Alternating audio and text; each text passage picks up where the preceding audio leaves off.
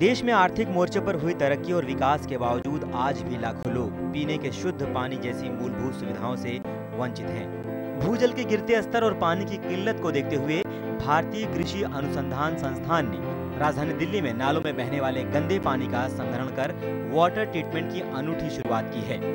संस्थान द्वारा इस तरह के पानी का उपयोग फसलों की सिंचाई के अलावा मत्स्य पालन जैसे कार्यों में किया जा रहा है। एक नए तरीके से ये जो हमारे प्रदूषित पानी है, पर्टिकुलरली वो म्यूनसिपल सीवेज, उसको ट्रीट करने के लिए यहाँ जो टेरेस्ट्रियल वीड्स का उपयोग होता है, बाद में जो पानी आती है लास्ट स्टेज में, वहाँ मछली पालन भी किस तरह हो सकता है, इसको डेमोन्स्ट्रेट करने के लिए पिछले लगभग 4-4.5 महीने से यहाँ ये लास्ट स्टेज में जो पानी का लगभग यहाँ मैडम बोलती हैं कि लगभग रोज़ 20 से 22 लाख लीटर पानी जो प्रदूषित पानी है वहाँ ट्रीट किया जाता है। रिसाइकल पानी में मत्स्य पालन करने से पहले वैज्ञानिकों द्वारा इसमें मछलियों की growth rate, pathogen load, heavy metals जैसे कई अध्ययन कर कंज्यूमर सेफ्टी के लिहाज से भी इन मछलियों को शोध उपरांत उपयुक्त पाया है और आज यहाँ लगभग 4 टन प्रति हेक्टेयर के हिसाब से उत्पादकता हो रही है। इस तरह की स्टडी हम ऑलरेडी यहाँ पर कर चुके हैं कि इसका वेट कितना है, कितना ग्रोथ रेट हुआ और इसमें पैथोजन लोड कितना है, इसमें हैवी मेटल की मात्रा कितना है, क्या ये कंज्यूमर खा सकता है कि नहीं खा सकता, ये सब हम आंकड़े देख चुके हैं और ये कम्प्लीटली सेफ फॉर कंजम्पशन है। जल शुद्धिकरण के लिए यहाँ टेरेस्ट्रियल वीड्स का उपयोग, पॉलिशिंग व पानी को रिसोर्स रिकवरी बेस्ड सिस्टम से रिफाइन कर रोजाना 20 से 22 लाख लीटर पानी ट्रीट किया जा रहा है। जल संरक्षण वक्त की जरूरत है। घटते जल स्तर और पानी की किल्लत ने इसके महत्व को और बढ़ा दिया है। ऐसे में वेस्टेज वाटर का ट्रीटमेंट कर इसे न केवल खेती के उपयोग में लाया जा सकता है, बल्कि मत्स्य पालन जैसे कार्य कर आमदनी भी बढ़ाई जा सकती है। पूसा से कैमरामैन संजीव कुमार के साथ में ओपी यादव, डीडी न्यूज़, नई दिल्ली।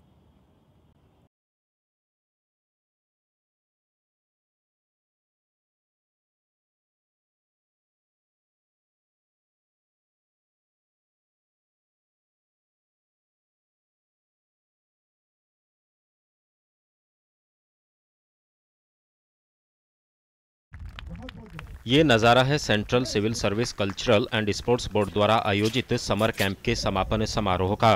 बीते 1 माह से राजधानी दिल्ली में चल रहे इस समर कैंप का सोमवार को कार्मिक एवं प्रशिक्षण मंत्रालय के सचिव डॉक्टर एस.के. सरकार और संयुक्त सचिव अर्चना वर्मा की अध्यक्षता में ट्रॉफी वितरण के साथ समापन हुआ। हमारा जो डीओपीटी है, department of personal and training, अगर एम्प्लॉइज वेलफेयर हम ना देखेंगे तो इनका जो एम्प्लॉयमेंट में आगे नहीं बढ़ेगा। 15 मई से 16 जून तक चले इस कैंप में स्कूली छात्र छात्राओं को खेलों के अलावा सेल्फ डिफेंस और फिजिकल फिटनेस का प्रशिक्षण भी दिया गया। स्पोर्ट्स से आपको फोकस आता है, ओवरऑल पर्सनालिटी डेवलपमेंट में हेल्प करता है। So it is very essential that girls also participate in sports. आयोजकों के मुताबिक समर कैंप टैलेंटेड बच्चों को खेल खेल में अपनी प्रतिभा दर्शाने का अवसर प्रदान करता है। 1 महीने के समर कैंप के दौरान हम लोगों ने lawn tennis, cricket, basketball, football एवं सेल्फ डिफेंस की कोचिंग दी बच्चों को जो है। समर कैंप में विजेता टीमों को ट्रॉफी के साथ सम्मानित होते देख बच्चों के साथ साथ अभिभावक भी खुश नजर आए। हम लोग भी इस बहाने आए, यहाँ पर घूमे, तो हमारे लिए भी अच्छा है कि हम भी मॉर्निंग वॉक किया हमने साथ में। बेस्ट लर्नर का अवार्ड मिला है, ये मेरे सर की वजह से और मेरी कड़ी मेहनत की वजह से मिला है। मुझे बहुत अच्छा लगा इस कैंप में, इस कोचिंग में मुझे बहुत मज़ा आया। अवार्ड मिला है, इसके असली हकदार मेरे सर हैं। बहुत कुछ सीखा हमने और मुझे यहाँ पे बहुत मज़ा आता है। जो अच्छी चीज़ मुझे यहाँ पे लगी कि यहाँ पे सब लोग बहुत कोऑपरेटिव हैं, अंडरस्टैंडिंग है।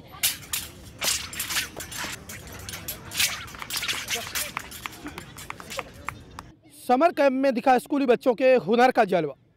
बचपन की दहलीज पार कर रहे इन स्कूली बच्चों ने 1 महीने तक चले इस समर कैंप में कई तरह की प्रतियोगिताओं में भाग लेकर जहां अपने करिश्माई हुनर से आयोजकों को रोमांचित किया, वहीं खेल से जुड़ी बारीकियां सीखने के साथ साथ कल्चरल एक्टिविटीज और फिजिकल फिटनेस मेंटेन करने जैसे कई गुणकारी मंत्र भी सीखे।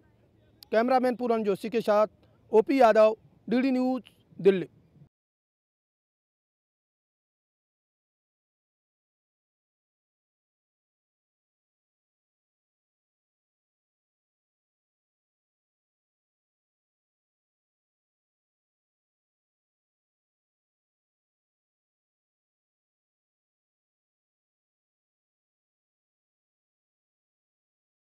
ये नज़ारा है राजधानी दिल्ली स्थित केंद्रीय सेवा कर्मचारियों के खेल मैदान का, जहां स्कूली बच्चों को समर कैंप में विभिन्न खेलों का प्रशिक्षण दिया जा रहा है।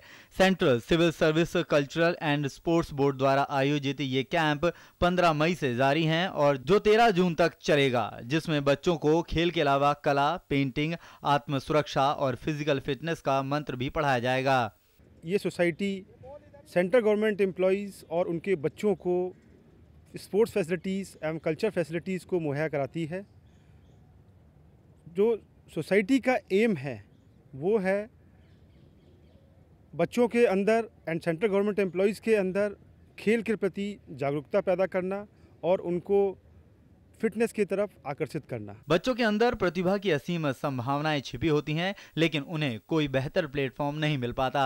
ऐसे में central civil service cultural and sports board इन बच्चों की प्रतिभा को आगे लाने में मददगार साबित हो रहा है। ये कार्यक्रम हमारा वैसे तो 5 साल से कोचिंग स्कीम समर कैंप्स की चलती है, लेकिन इसमें मेनली क्या क्रिकेट ही चल रही थी। क्रिकेट का क्योंकि रुझान बच्चों में बहुत ज़्यादा, फुटबॉल भी चलती थी, बट इस साल बोर्ड ने इस पे और ध्यान दिया लोगों की इसके अंदर रिक्वेस्ट पे।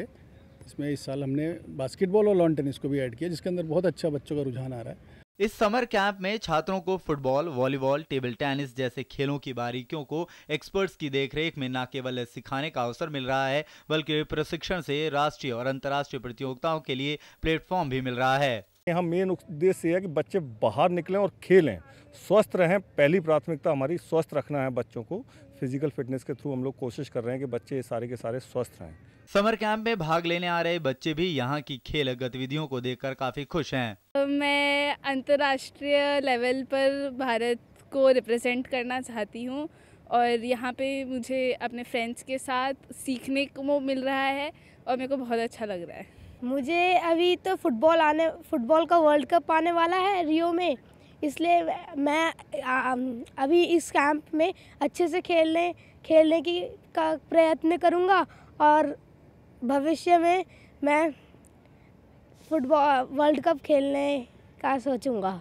यहाँ पे बहुत मज़ा आता है और सर बहुत अच्छी फिज़िकल फिटनेस और से गेम्स खिलवाते हैं और जिससे हमें बहुत मज़ा आता है। फुटबॉल टीम गेम है और फिट रहते, फुटबॉल से ज़्यादा स्टैमिना भी बढ़ता है। 28 दिन तक चलने वाले इस समर कैंप में शामिल स्पोर्ट्स गतिविधियों से बच्चे स्कूल में पढ़ाई लिखाई से दूर जहां मौज मस्ती में अपने पसंदीदा खेलों का लुत्फ उठा रहे हैं, वहीं एक्सपर्ट्स की देखरेख में ट्रेनिंग प्रशिक्षण लेकर खेलों के जरिए अपने सुनहरे भविष्य को तराशने की कला में पारंगत भी हो रहे हैं। गर्मी की छुट्टियों में निखरेगी बच्चों की खेल प्रतिभा।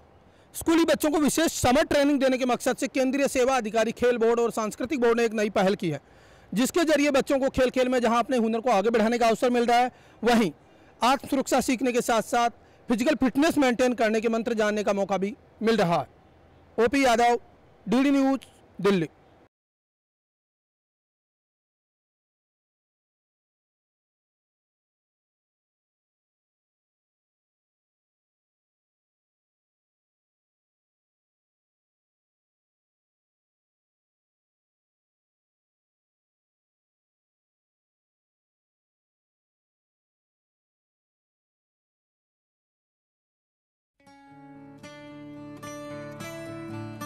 खादी में भारत की आत्मा बसती है। गांधी जी के अनमोल वचन आज भी प्रासंगिक है। गांधी जी की राय में खादी एक वस्त्र न होकर स्वतंत्र भारत की एक नई अर्थरचना का प्रतीक थी। खादी को आगे बढ़ाने के पीछे उनका मकसद गरीब और कमजोर वर्ग के लोगों को आर्थिक सुदृढ़ कर ग्राम स्वराज की स्थापना करना था।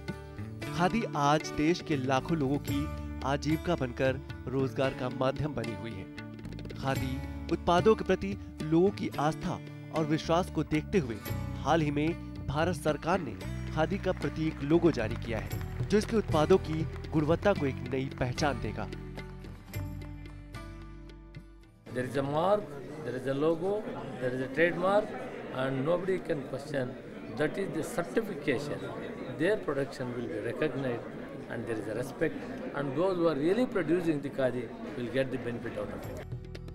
आर्थिक मंदी के चलते एक ओर जहां बहुराष्ट्रीय कंपनियां लाखों कर्मचारियों को निकाल रही हैं, वहीं खादी और ग्रामोद्योग क्षेत्र में युवाओं के लिए जॉब के बड़े अवसर पैदा हो रहे हैं। इस काम में राष्ट्रीय लघु उद्योग निगम स्वरोजगार करने वाले युवाओं को आधुनिक तकनीक व ज्ञान से युक्त प्रशिक्षण भी दे रहा है।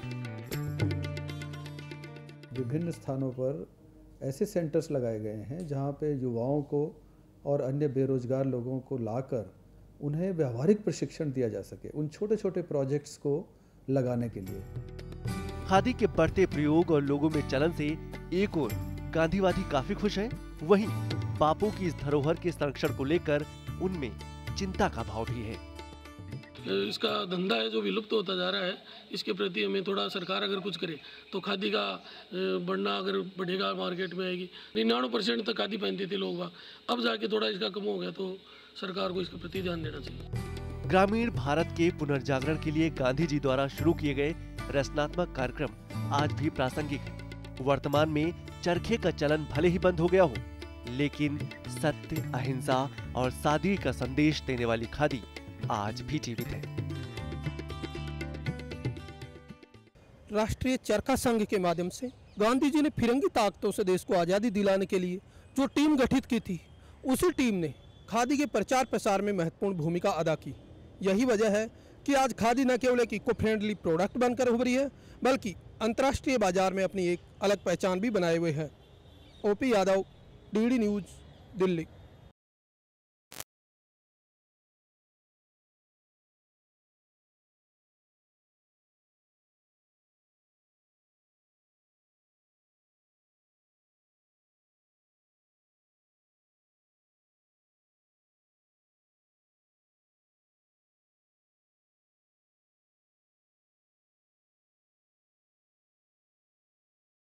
हमारे साथ मौजूद है हरियाणा के तेज तर्रार मंत्री पंडित रामविलास शर्मा जी। उनको शिक्षा मंत्रालय और बहुत महकमों की जिम्मेदारी मिली। आइए इनसे बात करें, शिक्षा में सुधार को लेकर इनका क्या एजेंडा है? सर, रिफॉर्म के लिए किस तरह का आपका एजेंडा है?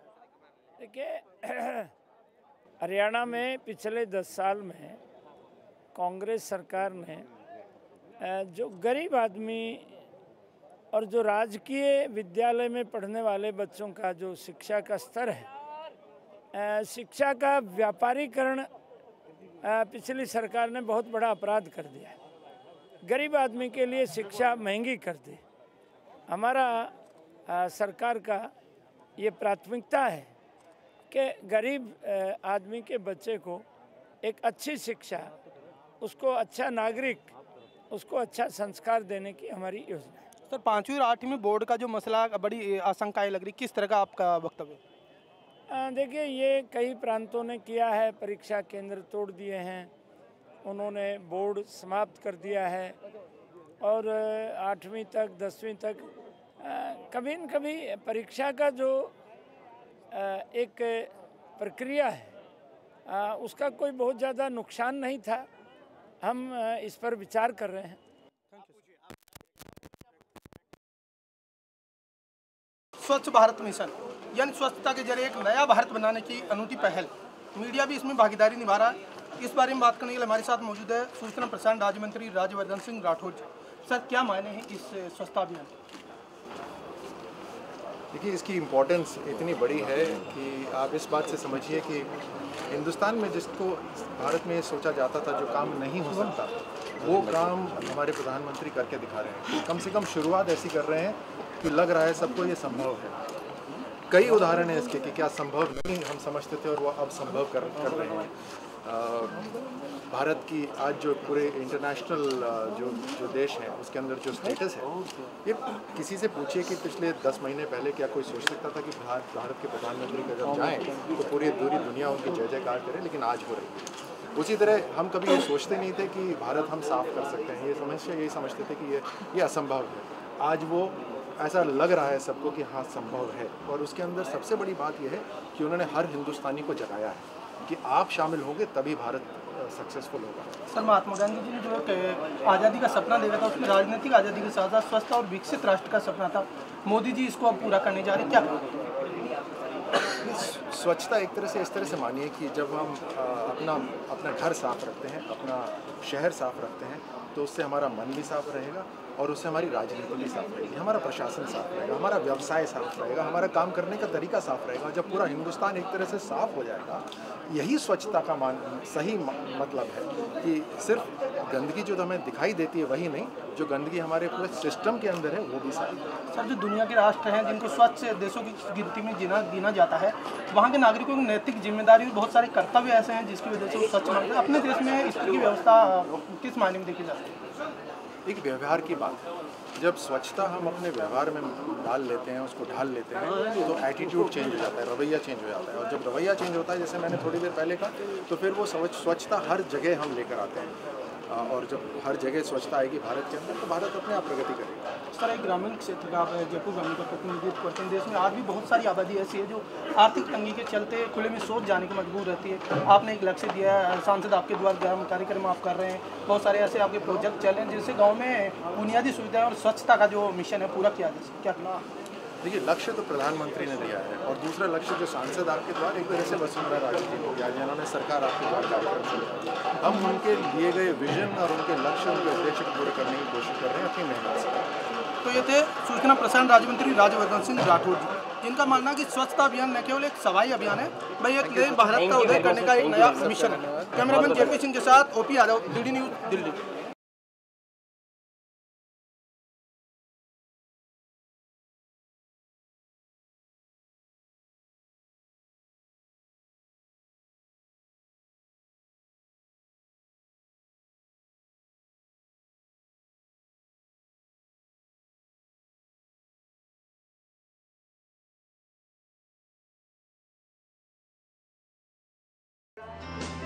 सूचना एवं प्रसारण राज्य मंत्री राज्यवर्धन सिंह राठौर ने कहा कि स्वच्छता अभियान को सफल बनाने के लिए देश के हर नागरिक को सच्चे मन से जुड़कर व्यवहार में स्वच्छता लाना जरूरी है, तभी सही मायने में हम स्वच्छ भारत का सपना पूरा कर पाएंगे। स्वच्छता एक तरह से इस तरह से मानिए कि जब हम अपना घर साफ रखते हैं, अपना शहर साफ रखते हैं, तो उससे हमारा मन भी साफ रहेगा और उससे हमारी राजनीति भी साफ रहेगी, हमारा प्रशासन साफ रहेगा, हमारा व्यवसाय साफ रहेगा, हमारा काम करने का तरीका साफ रहेगा। जब पूरा हिंदुस्तान एक तरह से साफ हो जाएगा, यही स्वच्छता का सही मतलब है। स्वच्छता मिशन को पूरा करने में केंद्रीय सूक्ष्म लघु और मध्यम उद्योग मंत्री कलराज मिश्र ने आम जनता की जिम्मेदारी व भागीदारी पर जोर दिया।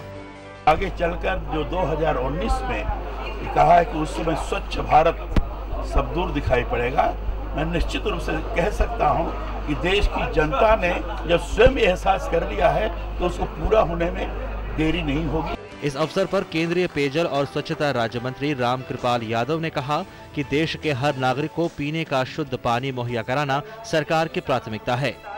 मुझे भरोसा है कि आने वाले दिन में जो योजना है, राशि है, उसका सदुपयोग राज्य सरकार करेगी और आम लोगों तक शुद्ध पेयजल मिले, इसके लिए प्रयास करेंगे। नेशनल मीडिया क्लब की इस मुहिम में देश भर के आंचलिक पत्रकार भी अपनी भागीदारी निभाने के लिए आए।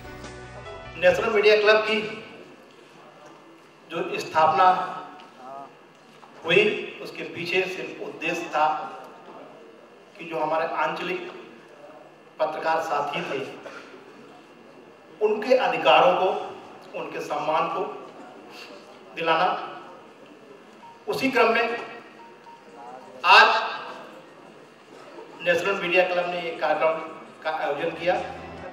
समारोह में नेशनल मीडिया क्लब द्वारा एक टोल फ्री नंबर 1800-300-7121 की भी शुरुआत की गई, जिस पर लॉन्चिंग के चंद समय बाद ही मिली सैकड़ों कॉल स्वच्छ भारत मिशन के प्रति देश की जनता के उत्साह को साफ दर्शाती हैं।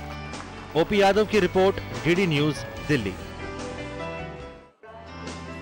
सूचना एवं प्रसारण राज्य मंत्री राज्यवर्धन सिंह राठौर ने कहा कि स्वच्छता अभियान को सफल बनाने के लिए देश के हर नागरिक को सच्चे मन से जुड़कर व्यवहार में स्वच्छता लाना जरूरी है, तभी सही मायने में हम स्वच्छ भारत का सपना पूरा कर पाएंगे।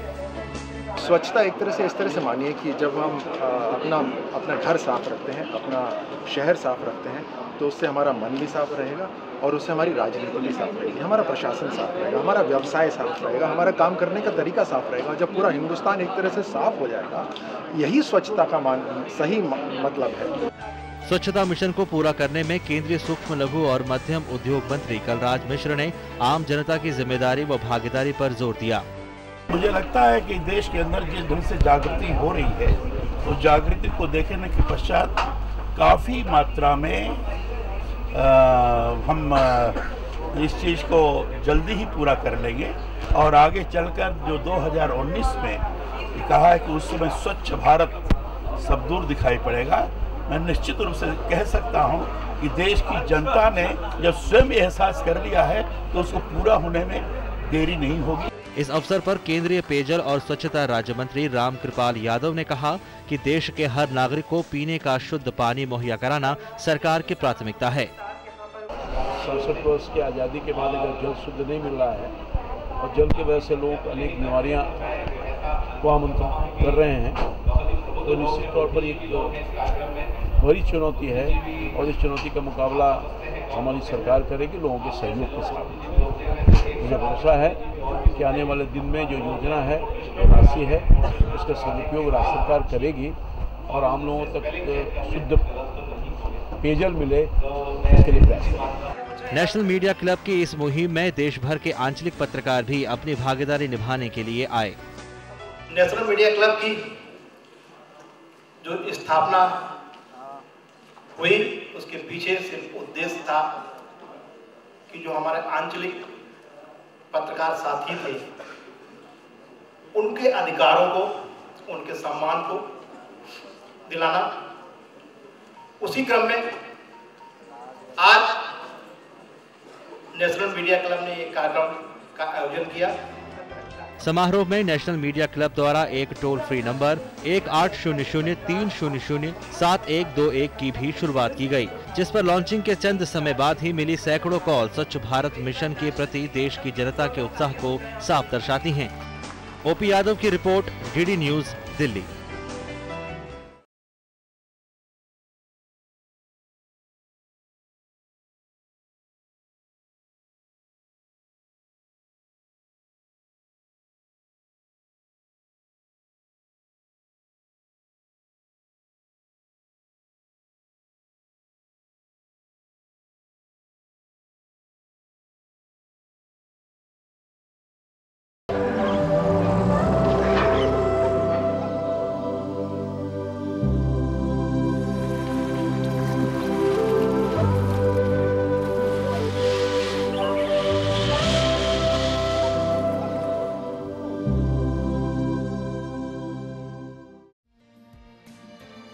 वैश्विक तापमान में हो रही बढ़ोतरी और जलवायु में हो रहे बदलावों से न केवल इंसान और जीव जंतु प्रभावित हैं, बल्कि कृषि पर भी इसका विपरीत असर पड़ रहा है। जलवायु परिवर्तन और इसके दुष्परिणामों से निपटने के लिए हाल ही में राजधानी दिल्ली में भारतीय कृषि अनुसंधान परिषद और इंडियन सोसाइटी ऑफ एग्रोनॉमी के संयुक्त तत्वाधान में तीसरी अंतर्राष्ट्रीय शस्य विज्ञान कांग्रेस का आयोजन किया गया। सम्मेलन में जलवायु परिवर्तन प्रबंधन और आजीविका पर देश विदेश के कृषि वैज्ञानिकों ने विचार विमर्श करते हुए भविष्य की रणनीति पर सहमति व्यक्त की। सम्मेलन में भाग लेने आए केंद्रीय कृषि एवं खाद्य प्रसंस्करण राज्य मंत्री डॉक्टर चरण दास महंत और तारिक अनवर ने जलवायु परिवर्तन से कृषि पर पड़ रहे प्रभावों पर चिंता जताई। महंत ने कहा कि भविष्य की तैयारियों व खाद्य सुरक्षा के लिए जलवायु परिवर्तन को ध्यान में रखकर कृषि शोध संस्थानों को काम करना होगा। क्लाइमेट चेंजेस से और हमारे यहाँ के जो तापमान बढ़ रहा है, उन सभी दृष्टि को देखते हुए अगर हम पूरे फसलों की बात करें तो लगभग 35 से 40% फसलें नुकसान होती हैं। गेहूं का भी नुकसान होता है, धान का भी होता है, विशेष करके फल फूल सब्जियां जो हैं। आज की तारीख में जो सिफेड ने अध्ययन किया है उस हिसाब से 50,000 करोड़ तक का प्रतिवर्ष नुकसान होता है। इसको अगर फूड प्रोसेसिंग के माध्यम से हम किसानों तक नए नए इक्विपमेंट या कोल्ड स्टोरेज या मेगा फूड पार्क के जरिए या कोल्ड चेन के जरिए हम वहां पहुंचें तो इस नुकसान को कमी किया जा सकता है और किसानों की आय में वृद्धि हो सकती है। राज्य मंत्री तारिक अनवर ने कहा कि देर से बारिश, बाढ़ व तापमान में बदलाव से फसलों के साथ साथ दूध व मछली उत्पादन भी प्रभावित हो रहा है। उन्होंने इस पर अंतर्राष्ट्रीय स्तर पर शोध और समग्र नीति बनाने की बात पर जोर दिया। साइंटिस्ट जो हमारे यहाँ के हैं, वैज्ञानिक जो हमारे यहाँ के हैं, वो इस बात का पता लगाने की कोशिश कर रहे हैं कि किस तरह से इस बढ़ते हुए तापमान में और क्या हम कर सकते हैं और किस तरह से हम अपनी फसल को बचा सकते हैं, किसानों की फसल को बचा सकते हैं। तो ये प्रयास चल रहा है और इस तरह के कॉन्फ्रेंस का निष्कर्ष निकल के आएगा, हमको लगता है, हमें उम्मीद है कि यहाँ सारे लोग सिर्फ हिंदुस्तान के ही नहीं बल्कि दूसरे देशों से भी यहाँ प्रतिनिधि आए हैं। जलवायु परिवर्तन को लेकर वैज्ञानिकों के सामने आने वाली चुनौतियों को गंभीरता से लेते हुए भारतीय कृषि अनुसंधान परिषद के महानिदेशक डॉक्टर एस अय्यप्पन ने कहा कि मौजूदा जलवायु परिवर्तन से निपटने योग्य तकनीकों के लिए शोध और क्षमता संवर्धन का बुनियादी ढांचा तैयार कर खेतों पर इसका परीक्षण करने की जरूरत है। The main objective of this international congress is to bring together leading scientists from all over the world in various aspects of agronomy of different crops. See, many times we hold congresses for a given crop and commodity, it could be rice, wheat and so on. But this agronomy congress brings together people from different crops and commodities from different locations of the world. So this gives a huge opportunity for cross learning and learning from others' experiences, and in incorporating whatever the actions that we need to take in the context of climate change. सम्मेलन में भारतीय कृषि अनुसंधान संस्थान सहित कई विश्वविद्यालयों के कुलपतियों ने चिंता जताते हुए कहा कि भविष्य में जलवायु परिवर्तन के परिणाम स्वरूप होने वाली प्राकृतिक आपदाओं से मौसमी चक्र बदलने से खाद्यान्न उत्पादन में कमी होने के साथ संपूर्ण मानव जाति के अस्तित्व पर ही संकट के बादल मंडरा सकते हैं। तो हमारे वैज्ञानिकों ने किया हुआ है कि 2100 तक 2 डिग्री टेम्परेचर बढ़ने की संभावना है, लेकिन मैक्सिमम टेम्परेचर, लेकिन ये भी हमारे वैज्ञानिकों ने किया हुआ है कि दिखाया है या मॉडल से डेवलप किया है कि अगर 1 डिग्री टेम्परेचर बढ़ता है तो 3 से 4 मिलियन टन का गेहूं का उत्पादन कम हो जाएगा, और जाड़े की जो क्रॉप है, जो हमें रबी सीजन की क्रॉप कहते हैं, वो ज़्यादा अफेक्टेड होंगी। तो कोशिश हमारी ये है कि हम एंटिसिपेट कर सकें कि कितना टेम्परेचर बढ़ने वाला है, उस हिसाब से अपने रिसर्च को टेलर करें। और जो हमारी आज की टेक्नोलॉजी है, अगर वो किसान को पहुंच जाए तो आज की तारीख में भी जितना भी आप इसमें वातावरण में बदलाव देख रहे हैं, उससे काफ़ी उसको राहत मिल जाएगी। बाकी शोध तो हम कर ही रहे हैं कि ऐसी वैरायटी निकालने की जो टॉलरेंस करे, ऐसी जो कम पानी में ज़्यादा पैदावार करे, कम खाद से ज़्यादा पैदावार करे, तो ये सब तो हमारे चलते ही आ रहे हैं। फिलहाल जो मैनेजमेंट है, प्रबंधन है, उस पर जोर है कि आज किसान ऐसा क्या कर सकता है अपने खेत में नई प्रजाति के साथ साथ क्या उसका प्रबंधन हो जिससे कि उसकी पैदावार में आसानी। सम्मेलन के निष्कर्षों से उत्साहित अमेरिकन सोसाइटी ऑफ एग्रोनॉमी और इंडियन सोसाइटी ऑफ एग्रोनॉमी ने इसे वैश्विक संदर्भ में महत्वपूर्ण करार देते हुए भविष्य में भी अंतर्राष्ट्रीय स्तर पर वैज्ञानिक संवाद जारी रखने की बात कही। We have to adapt and adopt to these changes so that we can continue to make progress on feeding the world and its situations. We need to also make sure that we have our natural resource base, and this is a big challenge when we're taking out more trees and taking off more cropland for biofuels. We need to make sure that we have the organic matter present so that we can hold the water, because water is going to be a precious resource in the future, now and in the future. जलवायु परिवर्तन, सतत कृषि और सार्वजनिक नेतृत्व के विभिन्न पहलुओं पर चर्चा के दौरान देश भर से आए कृषि वैज्ञानिकों, शिक्षकों, अनुसंधानकर्ताओं, अर्थशास्त्रियों, प्रबंधकों और नीति निर्धारकों ने भी अपने विचार रखे। बड़ा चैलेंज है वातावरण परिवर्तन जो हो रहा है, जो हम एक्सपीरियंस कर रहे हैं, फसलों पे दुष्प्रभाव पड़ रहा है। सिर्फ तापमान की बात नहीं है, मानसून समय पे नहीं आ रहा है, और इस पे जो है काफ़ी कार्यक्रम चल रहे हैं सरकार द्वारा और दूसरे संस्थानों द्वारा। हमारा एक कार्यक्रम है जो climate change, agriculture and food security, जो CGIAR का एक रिसर्च प्रोग्राम है, जिसमें काफ़ी बड़ा फोकस है क्लाइमेट चेंज के ऊपर, और उसमें हम जो है काफ़ी जगहों पे क्लाइमेट स्मार्ट विलेजेस और क्लाइमेट स्मार्ट प्रैक्टिसेस पे किसानों को पहुंचा रहे हैं और उसका काम कर रहे हैं। क्लाइमेट चेंज के साथ में विशेष रूप से जो प्रभावित होगी वो कृषि प्रभावित होगी, और कृषि के साथ में भारत में तो कृषि प्रधान देश है, सारी जो है जितनी इकोनॉमी है वो एग्रीकल्चर बेस्ड है, तो इसके लिए बहुत ज़्यादा प्रभाव होगा। इसके लिए वैज्ञानिक तैयार हैं, जितने भी चीज़ें क्लाइमेट के साथ में जुड़ी हुई है, जितने में उन्हें चेंज हो रहा है, उनके साथ में हम लोग काम कर रहे हैं, और जो भी नई क्लाइमेट के साथ में, चेंज्ड क्लाइमेट के साथ में जो भी चीज़ें सही शूट कर रही है,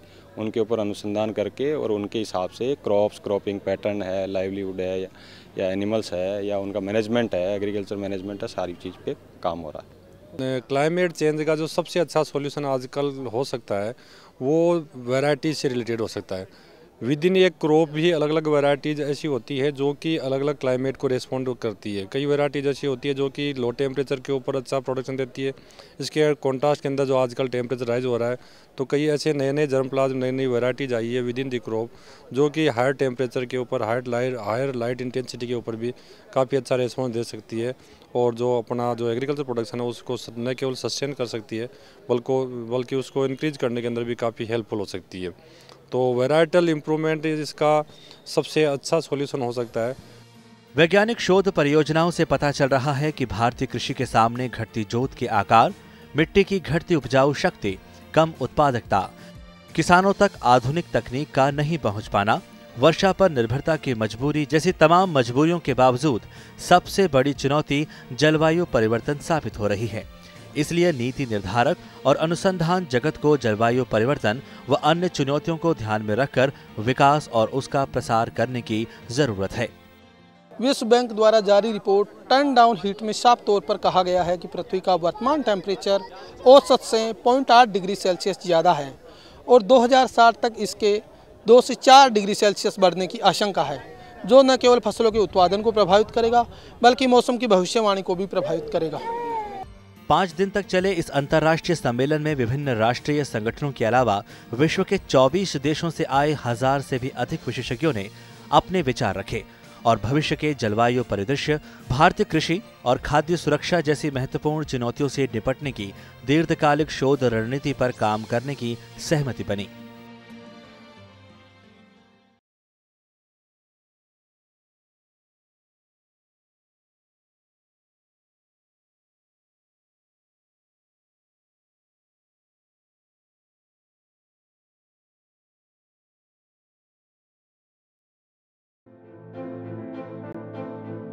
देश में आर्थिक मोर्चे पर हुई तरक्की और विकास के बावजूद आज भी लाखों लोग पीने के शुद्ध पानी जैसी मूलभूत सुविधाओं से वंचित हैं। भूजल के गिरते स्तर और पानी की किल्लत को देखते हुए भारतीय कृषि अनुसंधान संस्थान ने राजधानी दिल्ली में नालों में बहने वाले गंदे पानी का संग्रहण कर वाटर ट्रीटमेंट की अनूठी शुरुआत की है।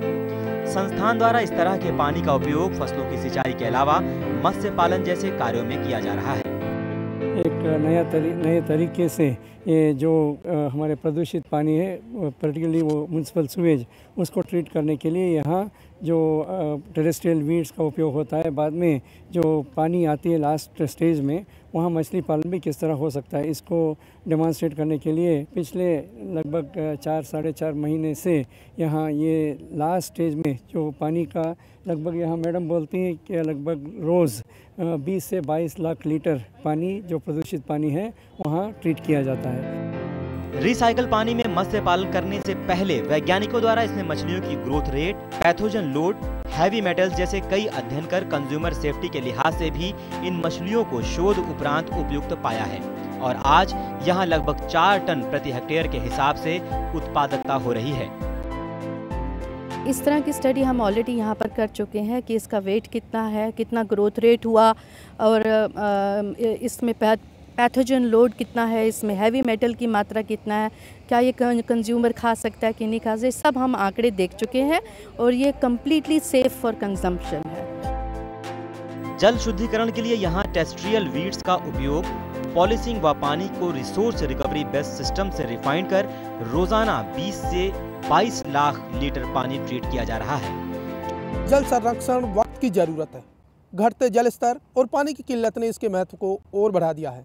ऐसे में वेस्टेज वाटर का ट्रीटमेंट कर इसे न केवल खेती के उपयोग में लाया जा सकता है बल्कि मत्स्य पालन जैसे कार्य कर आमदनी भी बढ़ाई जा सकती है।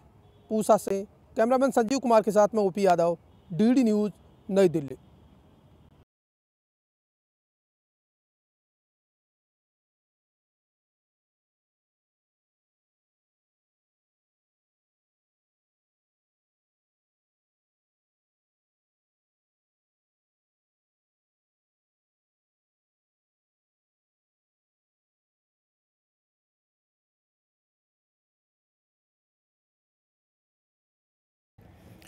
जल संसाधनों के बेहतर उपयोग करने के अलावा वेस्टेज वाटर के ट्रीटमेंट कर खेती के और अन्य कार्यों में उपयोग लाने के लिए भारतीय कृषि अनुसंधान संस्थान ने वाटर टेक्नोलॉजी केंद्र की शुरुआत की है। क्या है इस केंद्र के माने, इस बारे में बात करने के लिए हमारे साथ मौजूद है ICAR के DG डॉक्टर S. अय्यप्पन साहब। सर क्या मायने हैं इसके अंदर के, ज़रा बताइए। बहुत धन्यवाद। जैसा आप देख रहे हैं यहाँ भारतीय कृषि अनुसंधान संस्थान के परिसर में जो नए वेस्ट वाटर ट्रीटमेंट कुछ ही महीने पहले यहाँ उद्घाटन हुआ था, आप उस समय भी आए थे। एक नए तरीके से ये जो हमारे प्रदूषित पानी है, पर्टिकुलरली वो म्यूनसिपल सीवेज, उसको ट्रीट करने के लिए यहाँ जो टेरेस्ट्रियल वीड्स का उपयोग होता है, बाद में जो पानी आती है लास्ट स्टेज में, वहाँ मछली पालन भी किस तरह हो सकता है, इसको डेमॉन्स्ट्रेट करने के लिए हमारे डॉक्टर कौर है अभी डायरेक्टर IRI, डॉक्टर प्रभु है joint director IRI, doctor Meena Kumari deputy director general fisheries, doctor Jaishankar वो डायरेक्टर सिफा भुवनेश्वर, उनके साथ ही सभी लोग यहाँ मौजूद हैं। पिछले लगभग 4-4.5 महीने से यहाँ ये लास्ट स्टेज में जो पानी का लगभग यहाँ मैडम बोलती हैं कि लगभग रोज़ 20 से 22 लाख लीटर पानी जो प्रदूषित पानी है वहाँ ट्रीट किया जाता है। तो इसमें लास्ट स्टेज में आने से जो हम BOD कहते हैं, बायोकेमिकल ऑक्सीजन डिमांड, वो लगभग 40-50 मिलीग्राम पर लीटर तब भी रहता है। तो उसको पॉलिशिंग कहते हैं। लास्ट में रिफाइन करके पॉलिशिंग के लिए कई तरीके हैं और एक तरीका है resource recovery based treatment system. उसमें क्या करते हैं, हम कुछ पौधे डालते हैं या मछली डालते हैं और इसमें नई दिल्ली में जो स्थित इस IRI का कॉम्प्लेक्स में फर्स्ट टाइम जो मछली का स्टॉकिंग हुआ। आप जैसा देख रहे थे अभी जो मछलियाँ उस समय फंगस डाला गया था, हमारे जो कलीग्स केंद्रीय मीठा जल जीव पालन संस्थान भुवनेश्वर और कलकत्ता से भी लोग आए हुए हैं, तो वो मछली डाले, वो फिंगरलिंग बोलते हैं, अंगुली, वो अभी 4 महीने में लगभग 150 ग्राम से अभी देख रहे थे अब 230 ग्राम तक मछली बढ़ गई है। कहने का ये बात है कि वो कई तरीका है ट्रीटमेंट के लिए। अगर मछली ऐसा कुछ डालने से आपको क्या है, जो इस वेस्ट वाटर से अच्छे प्रोटीन मिलेगी और उसके साथ साथ कुछ आमदनी मिलेगी, वो सबका अभी स्टैंडर्डाइज हो रहा है। हम समझते हैं ये एक बायो रेमिडिएशन का अच्छी तरीका हर जगह अपना सकते हैं। सर जहाँ तक मेट्रो सिटीज़ की बात है, जो नगर पालिकाएँ, नगर निकाय है, वहाँ पर वाटर जो पानी है उसका वेस्टेज बहुत होता है। इस तरह की पहल अगर की जाए गवर्नमेंट के साथ मिलकर, तो कितना सदुपयोग हो सकता है वेस्टेज वाटर का अच्छे कार्य में? वही कई तरीके का ट्रीटमेंट सिस्टम्स है, तो लेकिन ये है बायो रेमिडिएशन सिस्टम में ही आपको कुछ पैसा वापस आएगा, नहीं तो दूसरे वेस्ट वाटर ट्रीटमेंट में इतना पावर लगता है, कई तरीके का। मैं अभी इसका डिटेल नहीं देना समय नहीं है, लेकिन ऐसे चीज़ जो है, कई करनाल ट्रीटमेंट हुआ करता था पहले, जहां हम टिम्बर ट्री लगाते थे, बाद में एक्वेटिक वीड्स का जोला लेमना स्पाइरोडेला ये सब हम ग्रो करते थे, उसको निकाल के हम या मुर्गी को देते थे, मछली में डालते थे, बायो फर्टिलाइजर यूज़ करते थे। इसी तरह मछली जब डालेंगे, जैसा बताया गया, बिल्कुल जो अर्बन एरिया से, पेरी अर्बन एरिया से जहाँ वेस्ट वाटर एक जगह एकत्रित हो जाता है, कलकत्ता में तो ये तो फेमस सिस्टम है सीवेज फिश कल्चर, लेकिन उसको रिफाइन करके जो अच्छे क्वालिटी का मछली, जो कोई भी उसमें पैथोजन नहीं है, कोई पैरासाइट नहीं, ऐसा निकालने के लिए ये सभी ट्रीटमेंट्स बहुत ही उपयोगी हैं। सर जो इको फ्रेंडली एनवायरनमेंट वहाँ पे कार्य कर रहे हैं, ICR के बहुत सारे संस्थान हैं, यानी मेट्रो सिटीज़ के पास, वहाँ भी इस तरह के कार्य करने की कोई योजना है? अभी यहाँ तो डेमॉन्स्ट्रेट हो चुका है। अगर दिल्ली में हो गया है, बात ये है दिल्ली में टेम्परेचर आप जैसे जानते हैं अभी नवंबर में ऑलरेडी कम होता जा रहा है, तो ये सभी ट्रीटमेंट सिस्टम्स के लिए टेम्परेचर बहुत ही क्रिटिकल है। वो पानी का टेम्परेचर 15 से कम चला गया, उसमें ये पौधे नहीं ग्रो करेंगे, मछली जो ग्रो नहीं करेंगे। सो दिल्ली ऐसा एक टेम्परेचर क्लाइमेट में हम डेमॉन्स्ट्रेट करने से ज़रूर इसका उपयोग सारे जहाँ से भी कहीं भी हम इसको लगा सकते हैं। तो प्रधानमंत्री जी का जो विजन है उसमें साफ तौर पर उन्होंने कहा कि पानी का संरक्षण और वेस्टेज वाटर का जो मैनेजमेंट है वो एक बेहतर तकनीक होनी चाहिए। ICR को भी इस मामले में एक तरह से एक पहल के तौर पर देखा जा रहा है, तो किस तरह का बयान देंगे? हम पहले भी सम्माननीय प्रधानमंत्री के समक्ष में ये बताए हैं, हमारे सिस्टम में कई संस्थान ऐसे हैं जो वेस्ट वाटर ट्रीटमेंट कर रहे हैं कई डिफरेंट मेथड से। सो जब ये इसका बात हुई, क्लीन गंगा का बात हुई, जब नमामि गंगे का प्रोजेक्ट का बात हुई, उस समय हम भी सबमिट किए हैं।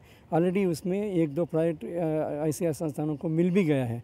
तो किस तरह का प्रदूषित पानी को ट्रीट करें नदी में छोड़ने से पहले, किस तरह BOD को वो 200 मिलीग्राम रहता है, 150 मिलीग्राम रहता है, उसको नदी में छोड़ने से पहले 20 मिलीग्राम, वो तो परमिसिबल लिमिट है, 20 मिलीग्राम पर लीटर BOD किस तरह ला जा सकता है वो इस प्रोसेस में कुछ पैसा भी कैसा कमा सकते हैं। तो दिस इज़ इम्पॉर्टेंट, खाली ट्रीटमेंट नहीं, उसमें ये सब ग्रो करके पैसा भी रिकवरी होता है।